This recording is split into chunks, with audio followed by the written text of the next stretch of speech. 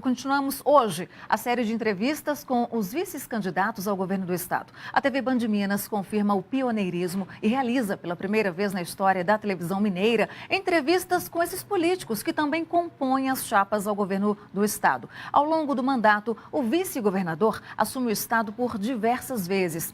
Todos os vices foram convidados e terão 5 minutos para apresentarem propostas e opiniões aqui no jornal Band Minas. A ordem dos entrevistados foi escolhida por sorteio e acordada com as assessorias dos políticos. O candidato de hoje é Abraão Graco, que é vice de João Batista Maris Guia, ambos da Rede Sustentabilidade. O político é natural de Santa Luzia, cidade da região metropolitana aqui de Belo Horizonte, doutor em Direito, ele é professor universitário. Começou a militância política atuando em grêmios estudantis aos 12 anos de idade. Em junho deste ano, foi candidato a prefeito de Santa Luzia nas eleições extemporâneas, sendo o 5º mais votado. Boa noite, candidato. Seja bem-vindo. Boa noite, Luciana. Tudo bem? Tudo bem. E a gente já começa, né, o tempo agora. Lembrando que esta entrevista, tá, gente, está sendo transmitida simultaneamente pela nossa página lá no Facebook, facebook.com/TV Band Minas. Candidato, a nossa primeira pergunta, então, é como o senhor pretende ajudar no desenvolvimento do nosso estado? A partir de agora, então, o senhor tem 5 minutos de entrevista.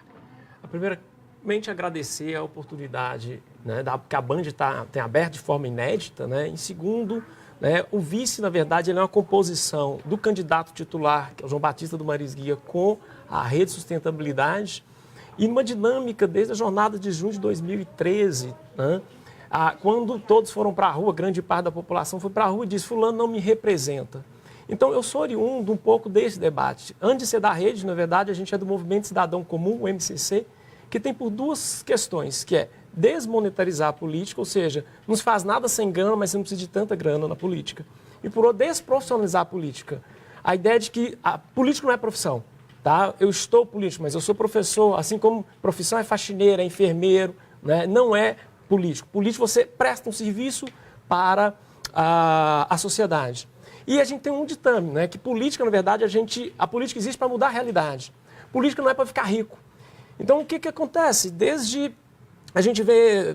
Eu sou de uma geração que política a gente tinha. Ou era um empresário, né, ou uma família tradicional. Eu vim de Santa Luzia, uma cidade de 326 anos. Então, a gente que não tem um nome famoso e não veio do meio empresarial, a gente achava que tinha que ser mero espectador. E no decorrer da minha trajetória, né, quando fui da Asprom, estudei nas escolas públicas preponderantemente, a gente viu que a história não era bem assim. Então, a gente aproveitou as janelas de oportunidades e, ao mesmo tempo, a gente vê, infelizmente, que a gente é exceção. Então, quando eu vejo a minha história não só de Santa Luzia, como de Minas Gerais e do Brasil, que diz respeito, independente se é de esquerda ou de direita, assim, é oportunidade. A palavra mágica é oportunidade, igualdade de oportunidades. Quando a gente vê o problema da segurança pública, bandido vai sempre existir. Você tem que ter, sim, treinado, mas mais do que isso, como o João Batista mesmo, que é um educador, ele fala, isso é escola integral. Como é que você quer combater a questão da criminalidade parcelando o salário de professor? Então, assim, diz respeito à própria autoestima de quem trabalha. Então, assim, o papel do vice, eu falo que além de conspirar, ele tem duas funções, né? O vice adora conspirar, não é o nosso caso, que a chapa é muito unida. Substituir temporariamente nos impedimentos, né? E, ao mesmo tempo, a gente fala que é suceder definitivamente no caso de vacância. Mas a nossa chapa, além disso, nosso programa, ele é delimitado no seguinte sentido. Nós vamos dividir o estado de Minas Gerais em 24 territórios. E esses territórios nós vamos estar acompanhando. Então, o papel do vice é sistematicamente, não é papel de figurante, não é a samambaia na parede. Notadamente, ele vai acompanhar com métricas, com responsabilidade, tá? Às vezes a questão ligada à reforma administrativa, à reforma fiscal, a questão da aptidão das áreas de Minas Gerais como um todo, de retomar a nossa indústria, a questão mesmo das commodities, transformar valor agregado, que é o nosso programa de governo. Minas Gerais está perdendo empresa a cada dia, a última agora é a Casa Martins no Triângulo. Isso não pode continuar. Bom, o tema agora, candidato, é saúde. São frequentes aqui no nosso jornal as notícias de sobrecarga de atendimento em hospitais de Belo Horizonte. Muitos especialistas e até o próprio governo entendem que a capital acaba compensando os atendimentos que não são feitos lá no interior do estado. Como mudar isso, evitando que pacientes em estado grave se arrisquem por centenas de quilômetros de estrada e que as regionais tenham o seu próprio atendimento? Na verdade, a gente está falando do SUS. Né? O SUS é um sistema integrado e aí a gente tem no âmbito nacional, estadual e municipal. A questão é muito mais séria do que a gente imagina. Por exemplo, Santa Luzia, você tem um município, você não tem um hospital. Notadamente, você tem lá uma casa de passagem, assim como muitos outros municípios. E detalhe, o dinheiro da saúde é um dinheiro carimbado. Se os municípios não fizerem o papel deles, e agora com a sobrecarga, o Estado de Minas Gerais deve 8 bilhões a eles.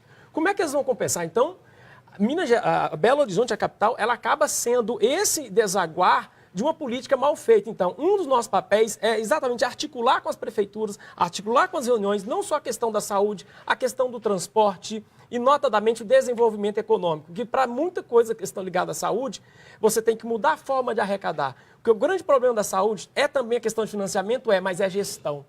E isso a gente tem de pronto. Candidato, o senhor tem menos de 30 segundos para as considerações finais.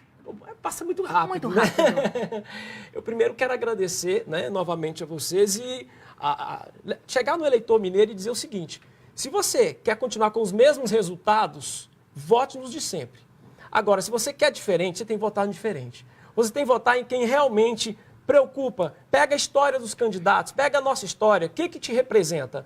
Nós vamos O tempo do senhor terminou. Obrigada, candidato Abraão Graco.